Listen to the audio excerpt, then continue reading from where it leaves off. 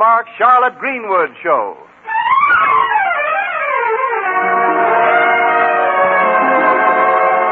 Welcome now to our show. Here's a friend you all know. Charlotte Greenwood is with us again.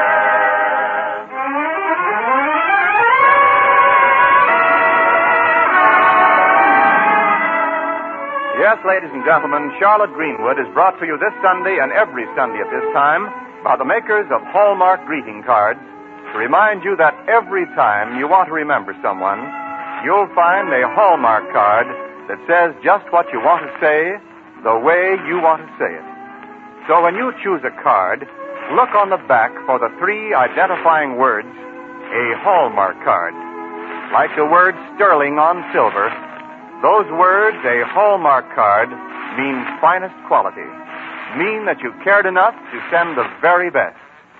Yes, don't forget, a Hallmark card will best express your perfect taste, your thoughtfulness. And here is our star, that lovable lady of stage, screen, and radio, Charlotte Greenwood.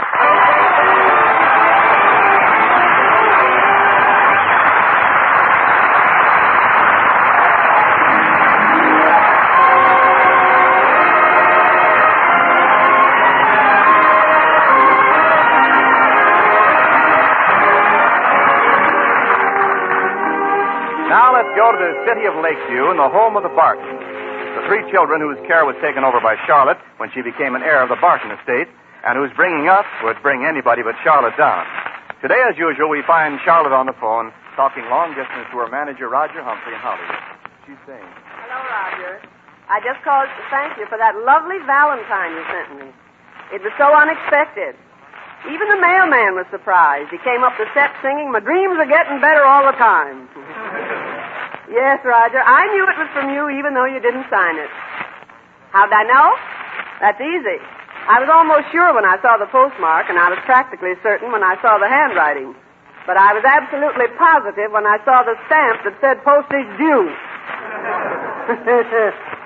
No, Roger, I'm not taking it seriously. I've lived long enough to know about life and love. Yeah, life is just one thing after another, and love is just 2 things after each other. What? Well, certainly I've been in love, Roger. I used to have a boyfriend that took me out riding every evening. Gee, I can still feel those handlebars. We were practically engaged, but one day he asked me to ride on the back mudguard, and I broke it off. Now the only men I go around with are in revolving doors. Oh, Roger, somebody's at my door now. No, this one doesn't revolve. I'll call you next week. Bye. Miss Greenwood, good morning, good morning, good morning. Well, is it that good, Judge Cronin? Well, I'm glad I got here before you left for the lunchroom. Well, I'm leaving in a minute, but come in. Thank you. It's too bad I haven't a car. I'd give you a lift, but then, as I always say, there's nothing like walking to build up red corpuscles. Yes, but it's so hard to get a corpuscle to walk. Yes, is it? No, what I mean is... Well, come on in the living room. Oh, thank you. Well, however, I haven't but a moment to stay. I simply want to turn over to you some things in connection with the estate. Well, sit down, Judge. Oh, thank you. Thank you very much. Oh, my briefcase. Oh, how silly. Oh, yes, right here. Now, let me see. Oh, yes, here they are. Here are 100 shares of factory stock. Par value, $5,000. $5,000? That's enough to guarantee the children's future. Well, we won't have to ride over the hill to the poorhouse today. Unfortunately, the stock is practically worthless. You see, it's a buggy whip factory. A buggy whip factory? Well, that's fine. We can drive over to the poorhouse in a Surrey with a fringe on top. But here, Miss Greenwood, is the deed to the Barton farm. Oh, a real farm? How marvelous. I've always wanted to lead a farmer's life. The farm has been abandoned. Well, I wouldn't want to lead an abandoned life. But, Judge, couldn't we do something with the farm, raise chickens or ducks? Oh, that's a full-time job. You know how long ducks have to be cared for? Same as short ducks. Exactly. No, you're not taking this thing seriously. The farm is quite valuable if we can get help, but at the moment, the buildings are dilapidated, the equipment is decrepit, and the business is defunct. How lovely. Unfortunately, par value nil. But here are the deeds, surveys, and so forth pertaining to the Friendship Silver Mine. A silver mine? Mm-hmm. Say, maybe this cloud has a silver lining after all. Well, unfortunately, the mine at the moment is little more than a hole in the ground. Yeah, well, what's power on that hole? Please. Now, naturally, the mine does have a certain value. But you see, it was purchased jointly by Mr. Barton and Mr. Gregory. And, is that Mr. Gregory that lives in the next block? Uh-huh. Mm-hmm. And years ago, Mr. Barton induced him to buy a 50% interest in the property. Mr. Barton honestly believed that it was rich in silver. Then they had a geologist make another survey. I have that report right here. Oh, dear, look at all those big words. Feldspar, metamorphic rock. My goodness, it's going to take me all day to read this. Don't bother reading it, Miss Greenwood. I can tell you what it means. It means there may be some silver in the property after all, but it'll cost a lot of money to find out. Well, if there's a chance of helping the Barton children, I'd be willing to advance some money, Judge. Now, that's impossible.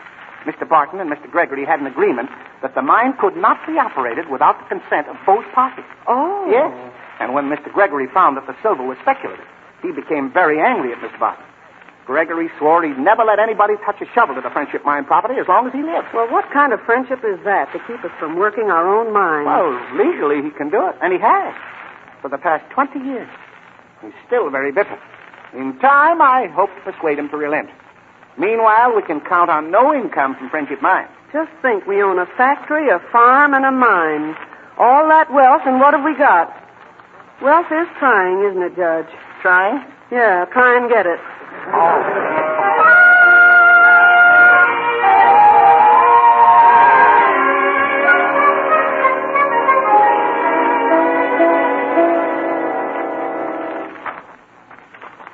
Metamorphic rock formation extending to a point 600 yards. I came in to say goodnight, Aunt Charlotte. Oh, good night, Robert. Did you finish all your homework? Yes'm. What are you doing, Aunt Charlotte? Oh, looking over some papers Judge Cronin left this morning. Metamorphic rock formation extending. Hey, has anybody seen my history book? Oh, say, Jack, do you know anything about geology? No, I don't take it till next semester. Why? Oh, nothing. I was just wondering what feldspar and quartz are. Quartz? What's geology? It's digging up old bones. My dog knows about it. He digs up old bones. Bobby, did you see my history book anyplace? It's over on the window seat, Jack, right where you left it. Oh, thanks. I must be getting absent-minded. Bobby says that's because you're in love. Oh, dry up.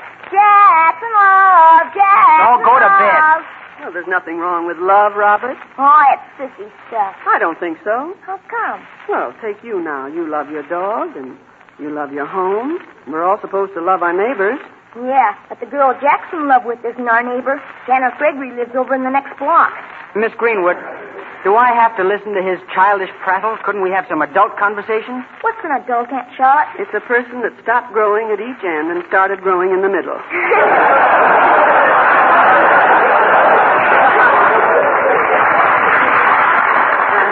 Run along to bed, Robert. Yes, and quit talking about things you don't know anything about.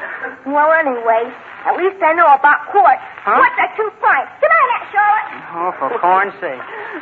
Night, Robert. Jack, is Janet Gregory the daughter of the man who was a friend of your father's? No, I wouldn't say friend. I guess you haven't heard what he did to us. She's his daughter, but the Bartons and the Gregorys don't speak. Yes, as a matter of fact, I have heard what Mr. Gregory did, but it seems pretty silly for you and Janet to be quarreling about something that happened before either of you were born. Well, it might seem silly to you, Miss Greenwood, but we Bartons never forget. You don't? Then you're just the one I'm looking for to mail some letters. Letters? Valentine's. I'll get them. They're right here on this table. Now put them in your pocket and mail them on your way to school in the morning. Well, what are those in the drawer? Oh, there are a couple of Valentines that were left over. Hey, that one's pretty good looking. What's it say? Let's see. I can't send you orchids. There's a shortage this year, and you'd put an orchid to shame. That's nice. Yeah. I can't send you jewels, for they're scarce too, I hear, and the outcome would be much the same. So I'm sending this package. Be careful, don't break. It's fragile. Still, you can depend it'll be yours forever if you'll only take my heart. From yours, truly, a friend. Hey, it's kind of cute. Jack. Huh? Why don't you send it to Janet Gregory? Are you kidding? Isn't Janet a nice girl? Nice. Why, she's... Oh, gosh, she's simply... Miss Greenwood, Janet's a Gregory, and I'm a Barton. Under those circumstances, how do you think two young people should stand? Close together, I think. Well, we don't even speak. Now, if you'll pardon me, I'll go down to the corner and mail these letters for you right away. Jack, see who's at the front door, will you?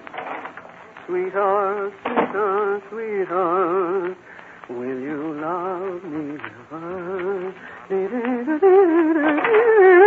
Happy Valentine Eve, Miss Greenwood. Oh, right on my high note. Hi, Junior. I couldn't help it. Say, you know something? Standing there, you sure look like a picture. Well, anybody would with a frame like mine. Oh, frame. Yeah, you certainly can make with the quick quips, can't you? Look, I couldn't seem to find the kind of Valentine to suit you, so I brought you this bag of candy. Oh, well, look a here. Yeah. Peppermint heart, stick candy, and lemon drop. Yeah. Hope you don't mind me leaving out the lollipops, but I didn't think they were sophisticated. Nope, lollipops is just for the sucker trade. Oh, say, are you a solid sender? Well, you're pretty hep yourself. Oh, I'll say I am. Sure. You know, you ought to see me the other night down the Rose Room dance hall. Yeah? Oh, I showed them jitterbugs a thing or two. Yeah. I was dancing around. I was the hit of the evening. Oh, did you have a clever partner? Huh? I say, who did you dance with? I suppose you dance with somebody. Oh, Junior, well, thanks for the candy anyway. It's deeply appreciated. No, that's nothing. Why, for a friend like you, I'd swim clear across the ocean. Junior, Yes, you I would. swim all that ocean for me? Why, of course. And I'd be just as gallant for any other gal. I know, but would you be just as buoyant as any other boy? Well, I don't see why not. I was first in my scout troop to win my wings. Oh, well, you win your wings in the Air Corps. These was water wings. I topped you that time, didn't I? Well, Junior, if you'd swim the ocean, would you do one more thing for me? Why, sure thing. For you, Miss Greenwood, I'd climb the highest mountain. Oh? I'd walk through fire while I'd face floods. What you want me to do? Run, little errand.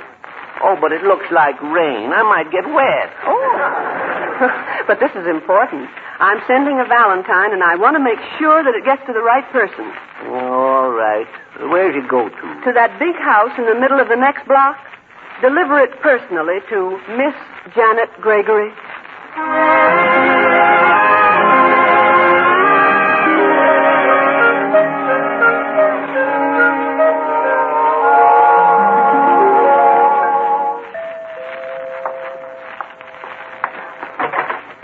Good morning. Where's Jack Barton?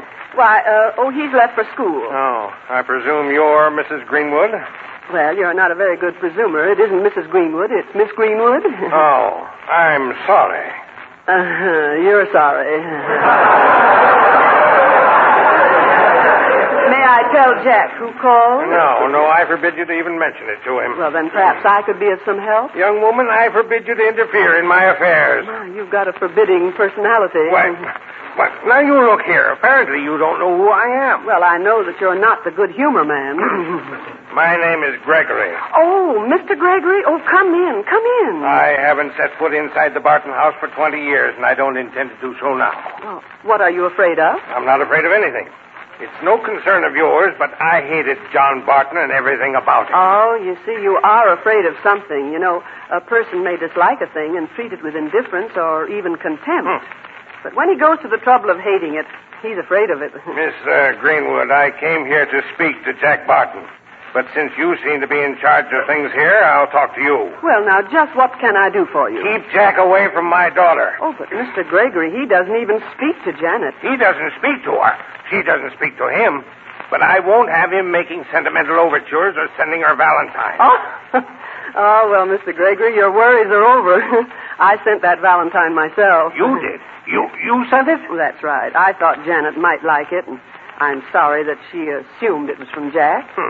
So you thought Janet might like it, eh? Why the sudden interest in her? A friendly gesture. Is there anything wrong with sending a Valentine to a neighbor? No, not at all. But I can see through your little play.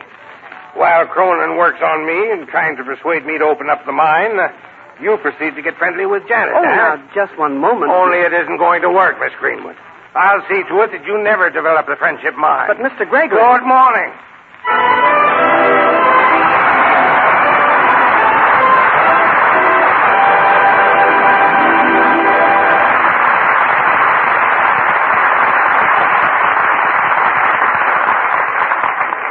The meaning of a valentine goes deeper than its bit of lace, its bows and ribbons, hearts and flowers. It carries a message from someone dear to us. It embraces us in thought, in spite of miles or years of separation. And especially this year, valentines are forget-me-nots that keep us young in heart, that renew our faith and friendship, help to ease the ache of wartime loneliness. Next Wednesday is Valentine's Day, yet you still have time to remember your dear ones with heartwarming valentines. Choose them tomorrow at your Hallmark dealers. There are exquisite valentines for Mother or for the mother of your sweetheart. There are affectionate messages Dad will prize. You'll smile at the clever, humorous valentines and at the cute little cutouts designed especially for youngsters. Yes, and for sweethearts, and for married sweethearts. For all the family, all your friends, you'll find lovely Hallmark valentines that say just what you want to say, the way you want to say it. So select your valentines tomorrow. Hallmark cards are on display at America's finest stores. Remember, a Hallmark card will best express your perfect taste, your thoughtfulness.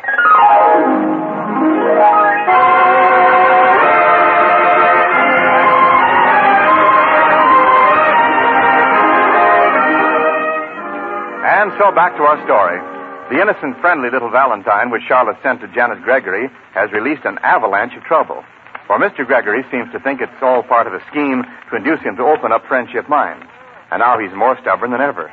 Meanwhile, that same evening at the Barton home. Hello?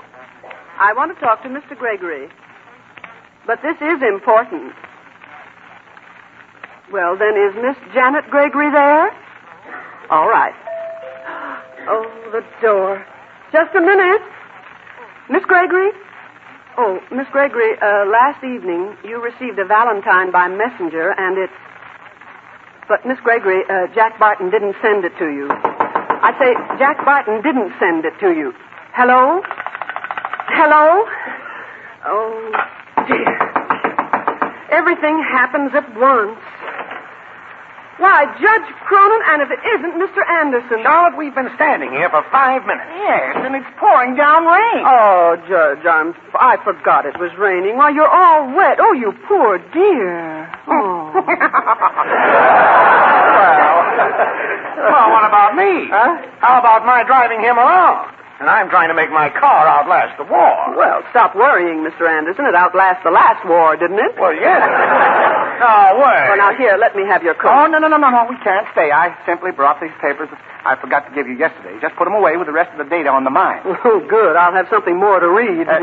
You mean you read that other geologist report I gave you? Thoroughly. Tell me, Judge, what is shale? Just like a woman, Cronin. She reads, but she doesn't know what she's reading about. It's such a simple thing, too, shale. Yeah, everybody knows what that is. Yeah, but you tell her, Anderson. Yes, I do. Shale. What is it? Oh, shale. Yeah, shale. Shale. Yeah. Don't rush me now. Well, it's a sort of a... No, it's more of a... Shale, that's the one. Oh, yes. A shale is a cross between a shark and a whale. Yes, well, what's ferro oxide? This one's on you, Cronin. Ferro oxide. That's following your line of reasoning, Anderson. I should say that it is a ferro oxide. But that's a cross between a ferret and an ox. Ferret inside and ox outside. Ferro oxide. It's very simple. Oh, boy. You boys are really blunt. Lunch? That's a cross between a bluff and a hunch. But now, look, about the mine, if I could only talk to Mr. Gregory... No, please. I've been working on him for 5 years. Please don't interfere. You might ruin everything. You must realize he controls your destiny to have and have not. That's paramount. No, that's Warner Brothers. But what I mean is, I'll do the talking to this gentleman. Hello, Judge Cronin. Hello, Mr. Anderson. Oh, good evening, Jack. How are you, Jack? got a date tonight? What, the boy slicked up like that? Sure he has. All ready for some girl to take. Mr. Anderson, I know how to deal with women. Here, wonder who that is. How do you do? Why, Miss Janet. Janet? Not Janet Gregory. Yes, Janet Gregory. And I'd like a few words with you, Jack Barton. Why, of course, Janet. So it was a mistake, was it? So you really didn't send it to me? Send it? It was intended for some other girl, was it? Intended Maybe for it was even the other girl who called me up. But Janet, Oh, here. Here, you can have it back. Have what? Here's your Valentine. Oh, but Janet, Good night. Well, that's right, Jack. Nothing like knowing how to deal with women. But this Valentine, Miss Greenwood, this is the Valentine you showed me last night. I know, Jack. I thought Janet might like it. Like it? Did you hear what she said to me? You got off easy. You should have heard what her father said to me when he came here this morning. What, that's her father here? And Janet thinks I sent it. Oh. She's had an opportunity to come here and bawl me out. I'll never live this down. I've got to catch it. Greenwood, in spite of my warning, did you talk to Gregory? When I could get a word in, he was so furious. I never saw a man with such a temper. Oh, this is terrible, and after I worked years to soften him up. Yeah, well, you did a great job. He's as soft as concrete. Oh, come on, Anderson. We'll try to see him at his home. Come on, come on. I'm still an editor. I've got a newspaper to get Well, out. now, wait a minute. Now, I've got something to say. You said too much already. You ruined everything.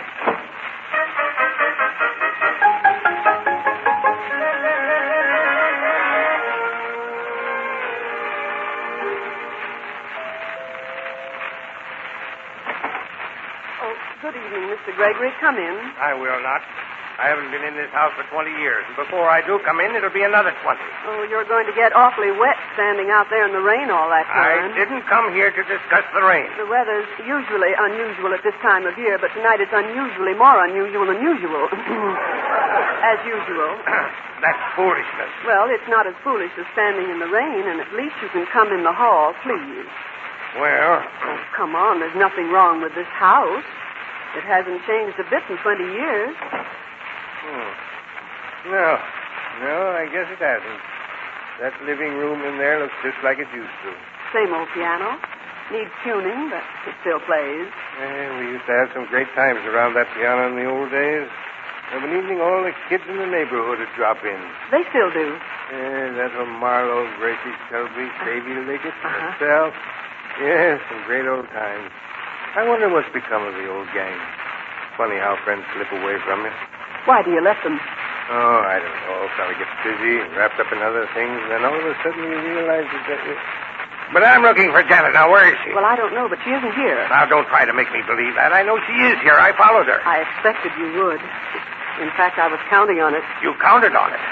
Would you mind explaining that remark? Well, you'll have to listen very carefully. It's rather complicated. Never mind about that. Well, first, I was trying to get in touch with you all day, but you wouldn't talk to me, so I phoned Janet. Why? What's she got to do with it? I thought you wanted to talk to me. Well, I thought if I could get Janet to come here and give the Valentine back, that you'd come here to take Janet back. You certainly have the angles, haven't you? I'd much rather you'd call them curves. All right. Now, where's Janet? Well, she's left 20 minutes ago. Oh, why don't you relax, Mr. Gregory?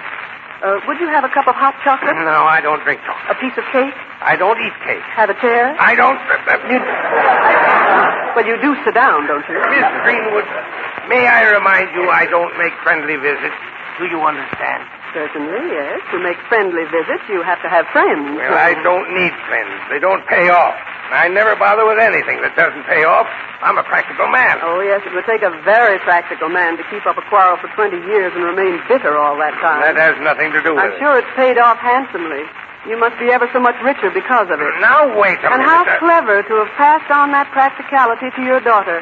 It'll make her life so much richer, too. Will you please... And you've given her such a marvelous start. By the time she reaches your age, she should be twice as rich as you are, and twice as lonesome. I am not lonesome. Why, I meet dozens of people every day. Oh, lonesomeness can be with you when you mingle with 1,000 people, and disappear when you walk with one friend. Janet! Why, Janet? And Jack Barton, what... Oh, hello, Mr. Gregory. Where have you two been? Nowhere, just walking. Walking in this rain? Oh, is it raining? Yeah, I guess it is. Oh, we didn't exactly notice it. But, Jack, I thought you and Janet weren't speaking. Well, we talked that all over, and Decided we would see. A Barton speaking to a Gregory. Oh, Jack. Well, if a Gregory's good enough to speak to a Barton's good enough to speak to a Gregory. You're right, my dear. And what's more, wait a minute. Yes, you've raised quite a serious question, Janet. Maybe you and Jack better wait in the living room while we're thinking this over. Okay. Come on, Janet. I've got some new Andy Russell ready. Oh, swell. Well, Miss Greenwood, I seem to have been a nitwit. Oh, but isn't it fun sometimes being a nitwit? Pardon me. But I tell you, Cronin, I've got a newspaper to get out. That back again, boy? Yes, we couldn't do... Why? Oh, wait. He's here. Mr. Gregory. Oh, everything is settled. Gregory, I wanted to talk to you about that mine. The mine? Yes. Oh, so that's it. Well, I was right after all. The whole affair was a trick to induce me to open up the friendship mine. No, Mr. Gregory, just to open up a friendship. Well, the mine's no good. Now, I told Barton that 20 years ago, and I've got the geologist to report to prove it. Yes, I've got a copy of that report, too. That's why I was trying to get in touch with you. The report says that the mine has a big deposit of cassiterite. What's that? Don't either of you gentlemen know? Well, of course, yes. Cassiterite, yes. Cass, that's from cash. Sit, from sit. Yes. And right from right. Means sitting right at a cash register. Right, Mr. Anderson. I looked it up in my little dictionary. Cassiterite is the ore from which they get tin. Why, tin is one of the scarcest and most valuable metals in this country today. That was in the geologist's report. Why didn't I see that? Well, maybe it was because you were so bitter. That's the trouble with getting so blind mad you can't see anything right. Well, look, now, I've got to get out of here. I've got a newspaper to get out. Now, wait, Anderson. I want to read that report. No, all right. All right, go ahead. What good is a newspaper anyhow? Why, Mr. Anderson, I thought every man knew that. Huh? A newspaper is what you hide behind when a woman's standing up in the bus.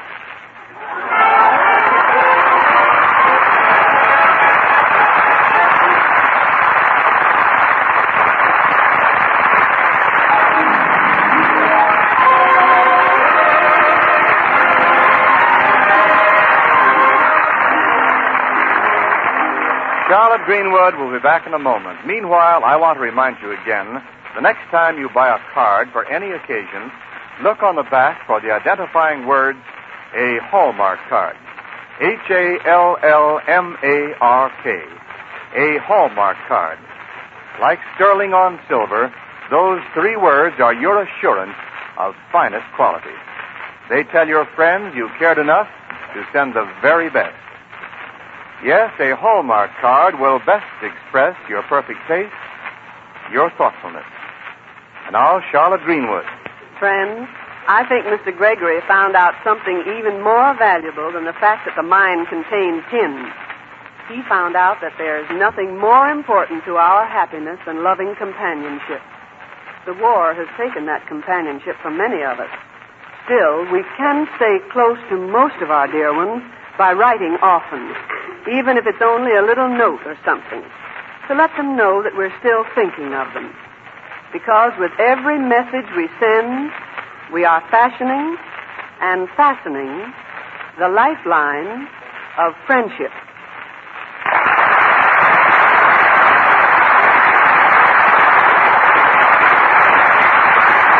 And now, until next Sunday, at the very same time, this is Charlotte Greenwood saying, so long, friends, until we meet again.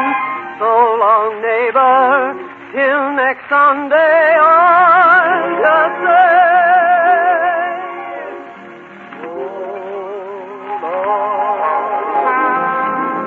so long.